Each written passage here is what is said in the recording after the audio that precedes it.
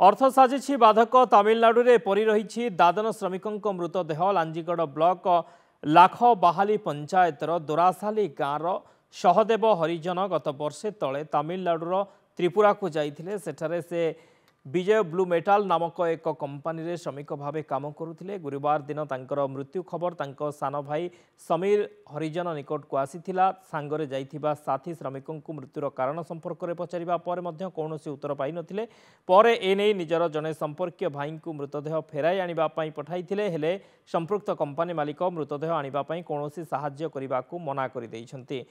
एने समीर विजेपुर थाना रे अभियोग करिबा परे कौनसी सुफल न मिलिबारु शेषरे जिला श्रम अधिकारी द्वारस्थ होइतिले। एने जिला श्रम अधिकारी सुभाष चंद्र मंडल को पचारिबारु से संपृक्त कंपानी मालिक और स्थानीय पुलिस सहित आलोचना करिथिबा बेले समस्त खर्च और सरकारी सहायता जोगाई दियाजिबो बोली प्रकाश करिसेंति।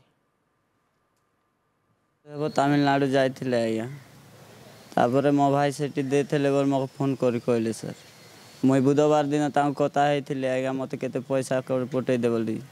तब गुरुवार 5 मते कॉल करी तो भाई खराब हला बोले केनते खराब हला आज्ञा मुई किछि जाने ना के मारी देले से कि जोर से हेथिले किछि मुई किछि जाने ना। एही बाबत अभियोग आछि तांको सान भाई लिखित करे कलेक्टर को एड्रेस करी गोटे अभियोग दैछन्ते।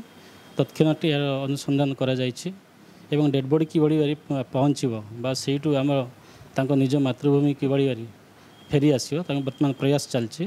मुझे खबर कंटाक्ट करी से मालिक एवं सेठ जो आम ओडिया भाई अच्छा संपर्कीय पचारि बुझली जे काली पोस्टमार्टम होगी काली डेड बॉडी बाहर व्यवस्था करा।